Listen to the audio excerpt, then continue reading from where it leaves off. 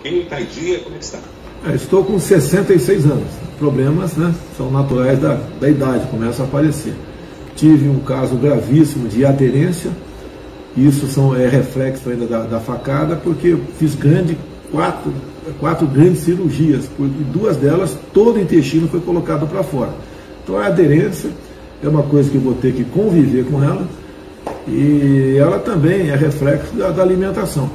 No sábado, né, que antecedeu esse problema todo, eu estava em Porto Alegre e comi um churrascaço lá, padrão Niuaque, né, com muita carne e mandioca. Então deu um problema, segurou, mas graças a Deus eu fui com o indicativo para operar de emergência, mas ao chegar em São Paulo, houve uma pequena evolução e deixou para o dia seguinte, onde praticamente já começou a se descartar. Então, graças a Deus, estou bem, tranquilo, e eu tenho muito prazer, né, em estar aqui na Presidência da República.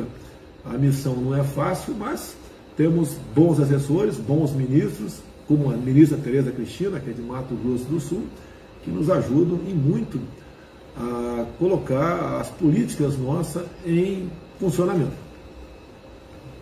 O presidente, falar da LDO, né, polêmica LDO, que veio embutida aí a questão do fundão, né? Queria que o senhor adiantasse para a gente, é fato, o senhor vai vetar realmente essa parte que diz respeito a esse fundão bilionário de 5,7 bilhões de reais?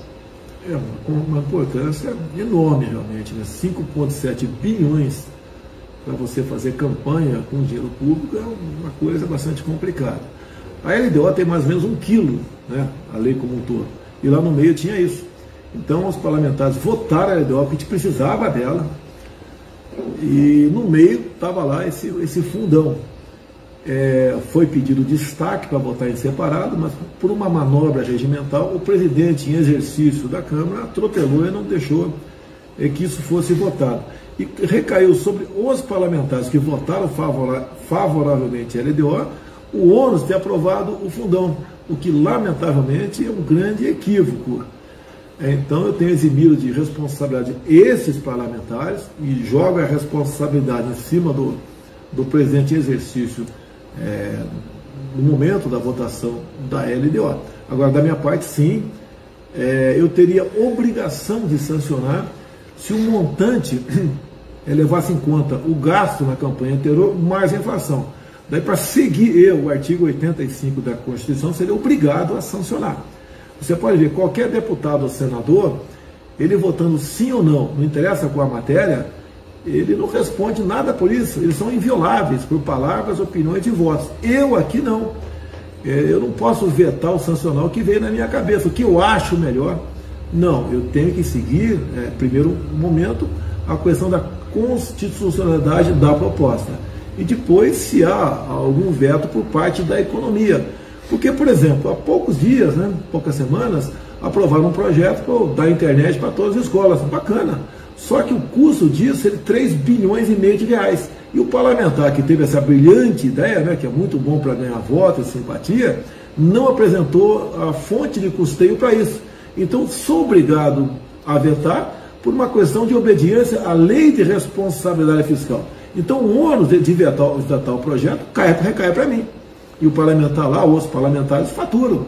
Agora, grande parte da população não entende a questão de veto, a questão da LRF e as questões também do artigo 85 da Constituição. Agora, esse fundão, como ele extrapolou o montante da eleição anterior, mais a correção monetária, eu tenho liberdade para vetar e assim eu vou proceder. E digo sempre, né? O presidente da República não tem tantos poderes no Brasil. A palavra final dessa proposta de 5,7 bilhões para o fundão caberá ao Parlamento brasileiro, porque o Congresso poderá derrubar esse veto. Presidente, outro assunto bastante interessante, até já falado pelo senhor e que deve ser oficializado na próxima segunda-feira, essas pequenas mudanças ministeriais. E aqui vem mais sofrendo críticas e ataques, até usando de forma pejorativa a palavra centrão, essa indicação do senador Ciro Nogueira, do PP, para um cargo importante dentro do seu ministério. Como é que o senhor vê e quais as razões para essas mudanças e essas críticas que o senhor vem sofrendo por essa aproximação com o chamado centrão? Quando eu coloco aqui um político, né, ou um militar, sempre existe crítica. Eu tenho que arranjar uma maneira de melhor organizar o meu ministério e fazê-lo mais proativo para a gente aprovar nossas propostas. É como eu tenho dito, a palavra centrão é pejorativa. Eu fui do PP por aproximadamente 20 anos. Tá? E o centrão, ou os partidos de centro, tem na ordem de 200 deputados federais. Se eu alijar esses 200, eu fico com 300. Desses 300 que sobram, tem metade que é do PT, PCdoB, PSOL, Rede, Cidadania, que não tem realmente nada em afinidade conosco, que sempre votaram contra a gente, até votaram contra a LDO. Eles não votaram contra o fundão, porque eles são favoráveis ao fundão. Eles votaram contra a LDO, porque é melhor para eles desgastar o governo. E sobraria, então, tirando os partidos de centro, os de esquerda, sobraria aproximadamente 150 deputados. Com 150 eu não vou a lugar nenhum. Então a minha aproximação, os partidos de centro, é pela governabilidade. Eu sou obrigado a fazer isso aí. Como eu disse lá atrás, se alguém tem alguma bronca contra qualquer parlamentar, não se esqueça que foram vocês que colocaram isso aqui dentro. Eu busco sempre uma maneira de melhor administrar o Brasil sem conflito. Eu sou taxado de uma pessoa violenta, agressiva, não tem nada disso. Obviamente, né, temos alguns problemas com a parte da grande imprensa, até pela maneira como eles me tratam. Não tem, se você pegar, abrir a Folha, o Globo, o Estado de São Paulo, né, ou for no site do antagonista, você não vê, não vou falar que não tem, né? Coisa rara tu vê uma matéria favorável ao governo. Geralmente é pancada. E muitas vezes o fake news são mentiras. Então a questão do Ciro Nogueira vir para o nosso governo, obviamente a medida provisória está pronta, mas só vou mandar lá a publicação e depois conversar com o Ciro Nogueira. Ele não está em Brasília, retorna segunda-feira, vou conversar com ele, falar quais os limites, né? E fazer essa proposta para ele. Até porque eu não tenho partido político ainda. Estou tentando um partido que eu possa chamar de meu e possa realmente, se for disputar a presidência, né, ter o domínio do partido. Está difícil, quase impossível. Então o PP passa a ser uma possibilidade de filiação nossa. Faz parte da regra do jogo. Não são, no Brasil as eleições não são como o americano, onde você pode vir candidato independente de partido. Se eu pudesse fazer isso, seria a melhor opção para mim. Mas a regra do jogo está aí e eu tenho que jogar dentro das 4 linhas, não só da Constituição, bem como das leis aqui no Brasil. Presidente, além dessa pequena mini-reforma que o senhor já citou, né, nós temos aí também a indicação do André Mendonça ao STF, e o senhor já indicou que vai manter, né, o Aras na PGR. Eu gostaria de saber quais foram os critérios utilizados pelo presidente Jair Bolsonaro para essas indicações. Olha, da minha parte, sempre tem um critério técnico. O André Mendonça preenche em tudo no tocante ao conhecimento da questão jurídica no Brasil. Se você aplicar uma prova para o André Mendonça agora, escrita, eu duvido que a nota dele não seja no mínimo 9,5. Agora, eu queria somar a isso a questão de ser evangélico. Tá? E falei, lá antes até da campanha, uma pré-campanha, que eu indicaria um terrivelmente evangélico para o Supremo. Não estou misturando política, justiça e religião. Mas acredito eu, como sou cristão, que o perfil adequado nesse momento seria esse, além de eu cumprir um compromisso de campanha. Agora, no fundo, né, quem bota dentro do Supremo, quem pode botar o André dentro do Supremo não sou eu, é a sabatina que é feita no Senado. E nós temos trabalhado junto a senadores para aprovar o nome dele. Acredito que tenhamos sucesso na indicação do André. É uma pessoa equilibrada, jovem, né, um pouco mais de 40 anos de idade, terá uma sobrevida muito grande dentro do Supremo. Primeira sessão lá no Supremo, você comece com uma oração. E, obviamente, ele gostou muito dessa sugestão minha e de imediato acolheu. Agora, o conhecimento jurídico dele é enorme. E é uma pessoa conciliadora, que não vai partir para o radicalismo, e, no meu entender, teremos ali, juntamente com o Cássio Nunes, um muito bom ministro do Supremo. Presidente, o senhor deve estar sabendo, que Mato Grosso do Sul é o estado que mais vacinou contra a Covid-19 até esse momento, né? Como é que a senhora avalia que está indo a vacinação em nível de país? Será possível que até dezembro a gente feche esse ciclo de imunização? Eu acredito que feche no máximo em novembro. O Brasil saiu na frente nas negociações da vacina com o mundo todo. Alguns me acusam de ter atrasado a vacinação, né, em pelo menos 6 meses. Se você retroagir 6 meses, na data cai aproximadamente em dezembro. E em dezembro começou a vacinação no mundo, no Reino Unido, no início do mês. E no mês seguinte começou o Brasil. Lá atrás, não vou dizer polêmicas, né? Eu assumi certas posições para exatamente nos blindarmos no que poderia acontecer. A vacina passou a ser também um grande negócio. A indústria farmacêutica, que nós conhecemos de longo tempo, está aí. E você pode ver, o Brasil tem 210 milhões de habitantes. Em torno de 180 milhões estão no radar da vacinação, que são os maiores de 18 anos. E nós, a exigência que eu fiz lá atrás, foi 2. Primeiro, só compra depois da sua certificação junto à Anvisa. Nós temos que ter responsabilidade, não é qualquer produto chegando de fora que você vai aplicar aqui. Todo e qualquer medicamento de fora só pode ser usado no Brasil após passar pela Anvisa. Qualquer coisa, que seja um pequeno remédio para a dor de cabeça ou para tratamento de câncer. E outra coisa que eu determinei também, só paga depois que chegar. Bem, isso foi cumprido pelos meus ministros da Saúde. Isso evitou corrupção no governo. Quando nos acusam de corrupção, eu pergunto, compramos uma dose da Covaxin, pagamos 1 centavo por essa compra? Não. Então fico em cima de suposições. E Brasília, quem conhece um pouco, aqui é terra de lobista. Vê lobista do mal e do bem o tempo todo. E ficam tentando aí passar perna ou fazer realmente valer a intenção de sua empresa. Quando você vê, por exemplo, um cabo da Polícia Militar de Minas Gerais, com todo respeito, né? Dizer que estava negociando 400 milhões de dólares, onde, né, seria negociado uma gratificação, seja lá o que for, de $1 por vacina, isso equivale a 400 milhões de dólares, aproximadamente 2 bilhões de reais. Isso essa proposta morreu, né? Não foi levada para avante, nada que fugisse das minhas determinações fosse levado avante. E desde março, abril de 2019, quando assumi, nós criamos em vários ministérios, né, compliance.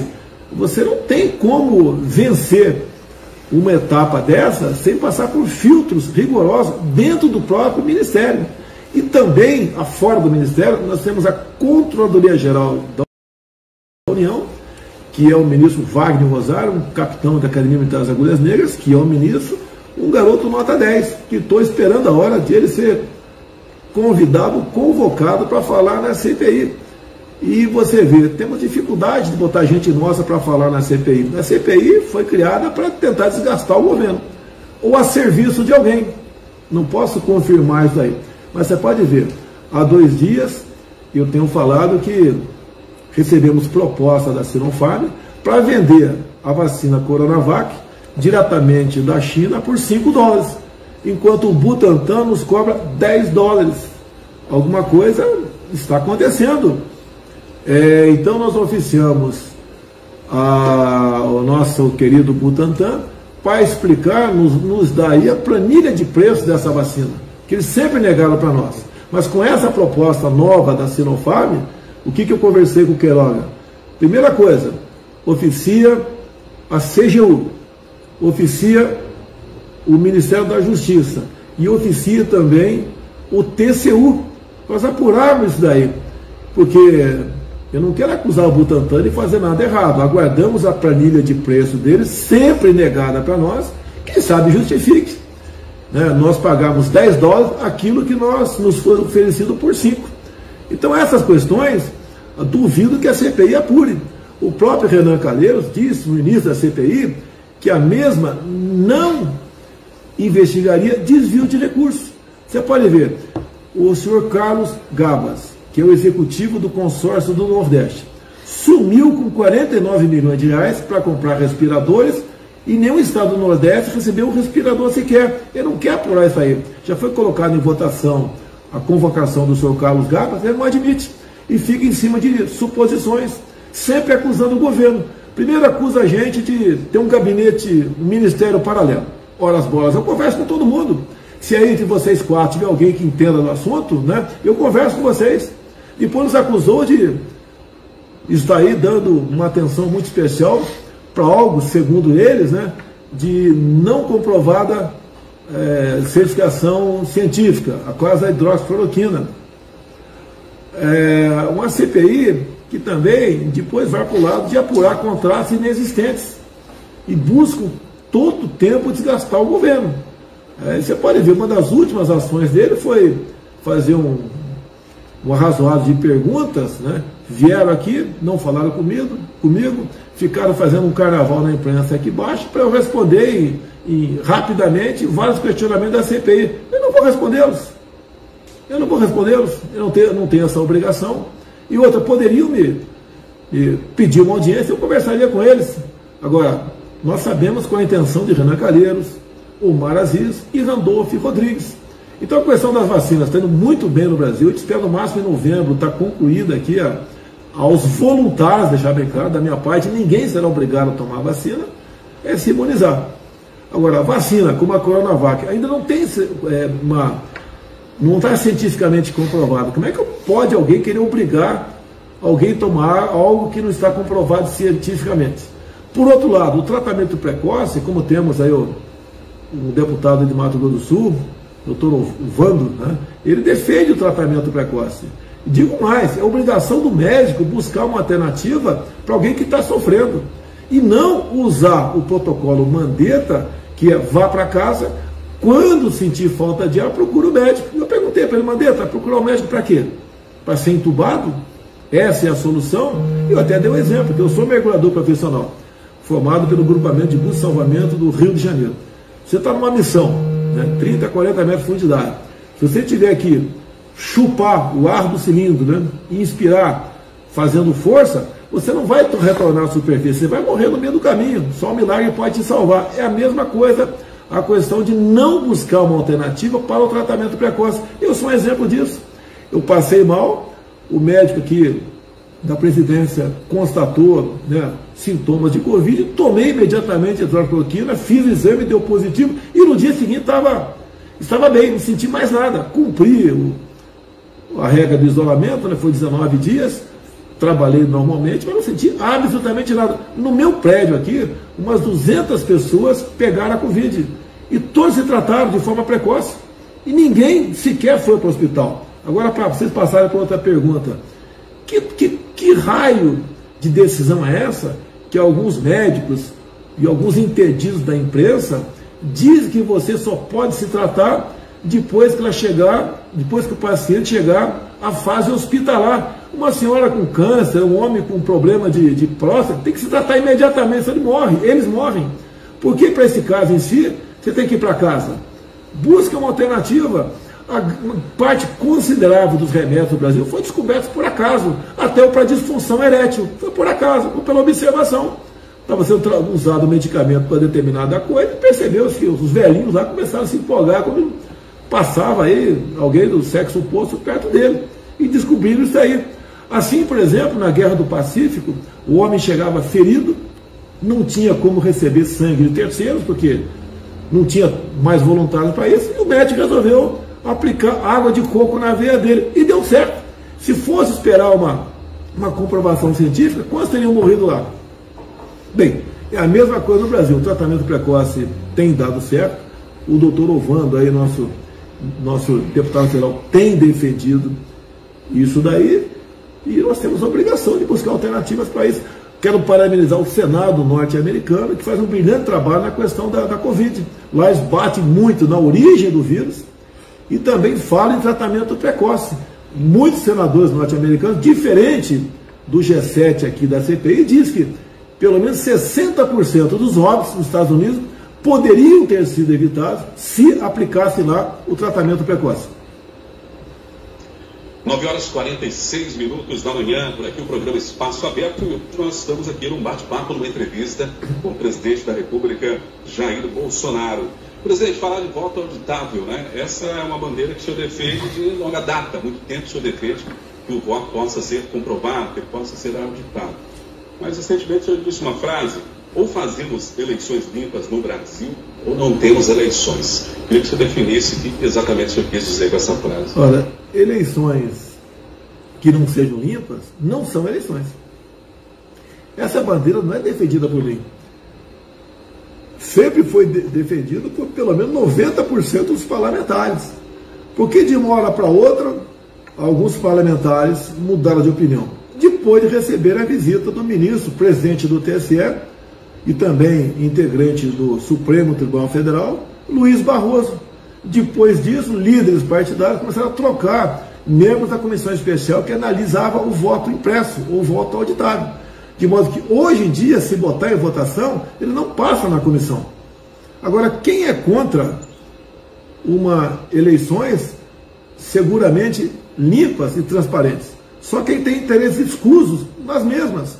O ministro Luiz Barroso devia ser o primeiro a defender mais uma possibilidade de transparência. Eu pergunto para vocês aí de Mato Grosso do Sul, se você tiver a chance de botar mais uma fechadura na sua porta para você dormir em paz, você botaria essa fechadura ou não? Ou deixaria só no chaveamento ali? Você botaria mais uma peça de segurança aí. O que é comum acontecer quando se fala em eleições não confiáveis? Geralmente quem está no governo é que trabalha contra a confiabilidade para ele garantir, numa possível fraude, a sua própria eleição. Eu estou fazendo exatamente o contrário. Eu quero transparência nas eleições. E deixo bem claro, não é volta ao papel por ocasião das eleições. Apenas você digita o nome dos seus candidatos, aparece na tela, e depois do lado uma maquininha imprime num pedaço de papel o nome daquelas pessoas. Se você confirmar o que está na tela do computador e que não está na impressão, você aperta o botão, aquele papel cai na urna, não tem contato manual. Acabaram as eleições, domingo à noite, dá-se o resultado. Aí em Mato Grosso do Sul, por exemplo, se um presidente de partido tiver desconfiança, ele pede a contagem manual desses votos, que é feito rapidamente. Demorava para contar manualmente no passado, quando a pessoa tinha uma caligrafia diferente, né? Não tinha muita cultura para escrever o nome da pessoa, a letra, demorava muito, dava confusão. Mas impresso não dá confusão nenhuma. Você pode pegar uma urna de 400 votos e em 2 horas, no máximo, conferi-la, sem problema nenhum. Queremos isso, transparência. O que está em jogo? Agora um assunto delicado. A gente começa a ver como é que está Cuba, o pessoal já sabe, né? Como é que está a Venezuela, e aí não faz divisa com vocês, né? Como é que está aí a questão faz a divisa na pontinha lá, faz a questão da Argentina. Para onde está indo a Argentina? Porque a Argentina entrou na fila aí da Venezuela, Cuba. Porque tivemos 2 eleições lá, e aí o povo resolveu votar na turma da Cristina Kirchner, né, que é amiga aí da Dilma Rousseff, do Lula, que integra o Foro de São Paulo, amigo de Maduro, entre outros, né, como Evo Morales, aqui na América do Sul. E o retrocesso, sim, se fez dessa forma. O que eu quero garantir? Se o povo quiser votar no candidato da esquerda, o povo é que decide. Mas nós temos que ter no final da linha que realmente ele ganhou por maioria de votos e vai assumir. E a responsabilidade passa a ser, né, de todos nós. E eu digo mais, se segundo o Datafolha o Lula tem 49% de intenções de voto no primeiro turno, eu acho que eles deveriam aprovar o voto impresso, auditável e seguro, porque é a garantia que o Lula vai ganhar. Agora, quando eles apoiam o outro lado, ou seja, não querem o voto impresso auditável, é sinal que algo de errado está na pesquisa do Datafolha. Então, eu sempre aprendi, eu estou com 66 anos de idade, que a democracia não tem preço. Então, 2 bilhões de reais, que não vai ser isso, um pouco menos do que isso, já está acertado com a economia, estamos prontos para colocar no orçamento e fazer com que as sessões eleitorais de todo o Brasil tenham a sua urna eletrônica acoplado a uma impressora. Nós queremos a transparência e realmente garantir a segurança das nossas eleições. Não podemos esperar acontecer em 22 com esse sistema que está aí. Urnas de primeira geração, tá? Lá do tempo, lá do final dos anos 90, em vigor. não sofreu nenhuma atualização, nenhuma modernidade essa forma de votação. E nós sabemos que pelo poder, né, o homem, o ser humano, o homem é capaz de tudo. E nós não queremos isso, queremos a garantia, se vocês votarem no João ou na Maria, o voto vai ser contado para ele ou para ela. Presidente, voltando à questão da CPI da Covid já do Senado, né? Venceu o primeiro prazo, foi prorrogado novamente, e o pessoal tem batido duro no seu governo, né? Tentando ligá-lo a supostas irregularidades. O senhor teme o resultado dessa CPI? Ela pode ser um resultado político ou um resultado que realmente prove alguma irregularidade? O relator do Renan e do Moraes já estão feitos. Tá?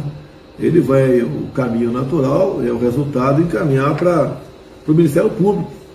Tá? E o MP decide se encaminha para o Supremo ou não, e daí se desenrola uma série de processos, até o pedido de impeachment. Agora, não tem um só centavo gasto com a vacina que não tenha chegado, não tenha sido certificada pela Anvisa, ou que não esteja dentro do preço oferecido pela empresa mãe. Não existe intermediário para vender vacina.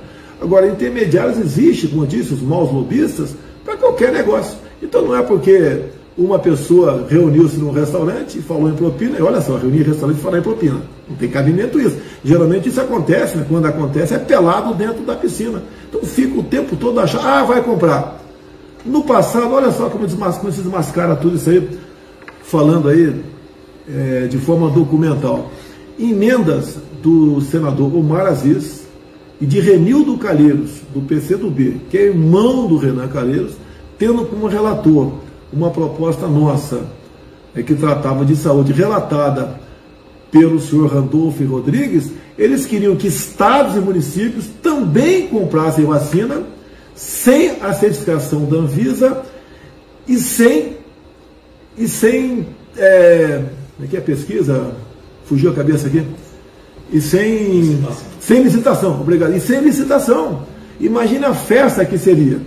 Com toda certeza, alguns governadores, alguns prefeitos iam comprar vacina, quem ia pagar o governo federal, e eles iam comprar vacina a qualquer preço. Pelo que tudo indica, os seus planos não deram certo, foram frustrados, eles tentam nos responsabilizar daquilo que eles queriam fazer. Então, uma prova clara, está documentado isso daí. Não temos nada no tocante a CPI, tenho dito, só Deus me tira daqui, porque não tem, não é que não vão achar, não tem um só desvio de conduta da minha parte. Estamos há 2 anos e meio sem nada de corrupção em nosso governo. Se acontecer, seremos os primeiros a buscar uma maneira de apurar e responsabilizar os possíveis culpados. Então, estão com saudade, sim, do que acontecia no passado, onde a corrupção reinava em nosso país. Presidente, voltando ao estado do Mato Grosso do Sul, recentemente o senhor esteve na cidade de Ponta Porã, né, entregando um radar de fiscalização para auxiliar as forças de segurança aqui de Mato Grosso do Sul a fiscalizar melhor, né, as fronteiras do estado. Existem outros investimentos previstos para Mato Grosso do Sul, além desse? O nosso investimento visa, né, nas áreas de segurança, né, o Brasil como um todo. Temos outro satélite para ser colocado em Porto Murtinho, onde a gente faz uma verdadeira blindagem, né, no tocante a tráfico de aeronaves, até em baixa altitude. Isso vai nos ajudar em muito a entrada de armamento e drogas vindo da fronteira. Nós sabemos como funciona a nossa fronteira, 17 mil quilômetros, né, com outros países da América do Sul. Essa é a nossa intenção. Quando eu estive aí, 17, começo de 18, visitei a DOF, o Departamento de Operação de Fronteira, a nossa Polícia Federal, sediado aí em Dourados. Eu achei o trabalho excepcional, né? Algo parecido começamos a fazer aqui no Brasil. Veio a pandemia, nos atrasou em muito as nossas propostas que tínhamos, que queríamos levar avante. Então essa é a nossa intenção. Nós não olhamos muito em certas questões qual estado, e sim se aquela região é mais vulnerável e mais nos interessa para nos blindar, para nos proteger de ilícito. Essa é a nossa questão. Então, Mato Grosso do Sul é um estado, né, semelhante aos outros, que gozam da mesma preocupação do nosso governo. Muito bem, ainda falando de investimentos aqui para o Mato Grosso do Sul, nessa semana, inclusive, o senhor anunciou investimentos mais de 8 milhões aí na transição da ferrovia Ferronorte, que vai ligar no MS, Mato Grosso e São Paulo. E aí, falando um pouquinho da questão econômica, presidente, a gente vem atravessando ao longo dessa pandemia uma situação muito complicada. Segundo a análise de especialistas, o país tem enfrentado bem nessa questão econômica e tem atravessado, de certa forma, melhor do que se imaginava. O senhor recentemente colocou mais 3 meses para o auxílio emergencial para a população mais carente. O senhor acredita que a partir do início de 2022 a gente já possa, o país caminhar com as próprias pernas, sem necessidade do governo estar utilizando desses recursos para a população de baixa renda e a população já comece a retomar os seus empregos? Olha, primeiramente, vamos falar em 2020. Nós acabamos muito bem em 2019. 2020, em março, começou aqui a pandemia a bater forte no Brasil e no mundo. A política de lockdown, que está comprovado que não tem qualquer eficácia cientificamente falando, foi um fracasso. A política do fechar tudo, fechar comércio, de forma indiscriminada, outro fracasso também. Muitas pessoas perderiam seus empregos se o governo federal não agisse. Nós agimos basicamente para manutenção de emprego do programa do PRONAMP, né, de proteção de pequenas e médias empresas. O governo gastou dezenas de bilhões de reais nisso daí. Foi diminuída a carga horária de algumas pessoas, sim, alguns setores, e o salário também. Nós pagamos parte desse salário. Então isso nós fizemos com que não tivéssemos perdas, né, significativas no mercado formal. Pode ver, nós acabamos 2020, dezembro de 2020, com mais empregos formais do que final de 2019. Então nós vencemos muito bem no tocante à formalidade na questão do emprego. Agora você vai para a informalidade. É aquele cara que vive de bico, que vende churrasquinho de gato na praia, que vende o biscoito na praia, o churrasquinho de gato na praça, que vende aí o biscoito aí no estádio de futebol. São 38 milhões de pessoas no Brasil. Esses foram jogados na lona. Esses perderam mais da metade do seu poder aquisitivo. Alguns passaram a ganhar zero. Para a gente evitar o caos, porque poderíamos ter o caos do Brasil, invasão a supermercado, entre outros ilícitos, né? Nós lançamos o auxílio emergencial. E no primeiro momento tinha que ser um valor mais alto possível. E foi negociando com o parlamento e chegou-se a R$600. Por mês representava o endividamento próximo a 50 bilhões de reais. É muito dinheiro. Fizemos então por 5 meses, né, esse valor. Depois passou para 300. Não é porque nós somos maus, é porque não tínhamos como continuar nos endividando mais. Seria uma irresponsabilidade, se podia quebrar o Brasil. No momento está em 250 e foi prorrogado por mais 3 meses. Muita gente reclama, especial da esquerda. Agora eu pergunto para a esquerda. Qual a média ainda em vigor do Bolsa Família? R$192. 250, a média do auxílio emergencial está bem acima. Então nós somos mais benevolentes do que eles. Trabalhamos agora para um Bolsa Família no mínimo 50% maior a partir de novembro. Devemos conseguir isso. Porque junto com a pandemia veio também a questão da inflação. Deixo bem claro, o meu governo tinha poderes, mas não fechou um bolicho sequer. Esse é o linguajar usado por vocês em Mato Grosso do Sul, né? Pelo tempo que eu estava aí, aquela birosca ali que existia em alguns locais da região. Nós não fechamos nada. Eu não decretei toque de recolher, não apliquei lockdown, não fechei nada, eu não destruí empregos. Agora, estamos trabalhando, o Brasil está voltando à normalidade. Quer ver um dado bastante bacana? Quando você fala em CPI, eu resolvi em poucos minutos, com o presidente da CBF, que teríamos a Copa América no Brasil. Conversei com o ministro da Saúde e resolvi em poucos minutos. O que Renan Calheiros falou no mesmo dia? Teremos a Copa da Morte. Bem, acabamos a semana passada a Copa América, infelizmente o Brasil não foi campeão, mas o número de óbitos caiu praticamente quase a metade do que existia no início da Copa América. Então você vê, é uma coisa muito política, é tentativa de desgaste, é levar o terror perante a opinião pública. Como que se 10 times de futebol disputando a Copa América no Brasil viesse trazer vírus a mais variadas cepas possíveis. Mas espera aí, Por que 10 seleções podem transmitir o vírus e dezenas de times de futebol que disputam a Libertadores? Não. Então é tudo quase politizado nessa questão. Então mantivemos a economia viva com o auxílio emergencial, com o Pronamp, que foi de iniciativa de um senador de Santa Catarina, Jorginho Melo, e o Brasil está voltando à normalidade. Nos primeiros meses desse ano, a média mensal de novos empregos criados pela iniciativa privada e não pelo governo ultrapassou a 200 mil novos postos. Então o Brasil está indo bem. Há projeções de agências internacionais e aqui dentro do Brasil que a economia deve crescer acima de 5% esse ano. Se chegar a 4%, né, que eu jogo para baixo, já está sendo excepcional. Parabéns à equipe econômica e parabéns pelo trabalhador e empreendedor brasileiro que continua acreditando em seu país. Muito bem, programa Espaço Aberto. Seguimos aqui com uma entrevista com o presidente Jair Bolsonaro na manhã desta sexta-feira. Presidente, falar de futuro, né? O ano que vem tem eleições. O senhor até agora continua não filiado a nenhum partido. Quais os planos para o ano que vem? Você já tem um partido definido para poder ingressar? Infelizmente eu não tenho. Gostaria de tê-lo, porque quando você está na política, né, você tem que ter um partido. E por enquanto não apareceu o partido. Não vou falar que sou candidato, que não sou. No momento eu não penso em reeleição, né? Eu penso em trabalhar aqui, e a busca de um partido é algo bastante normal. O que a gente pode dizer de político hoje em dia? Eu tenho aí um pouco mais de 30% das pessoas que acreditam em mim, diferentemente das pesquisas que existem, como o do Datafolha, pesquisas fake, mentirosas.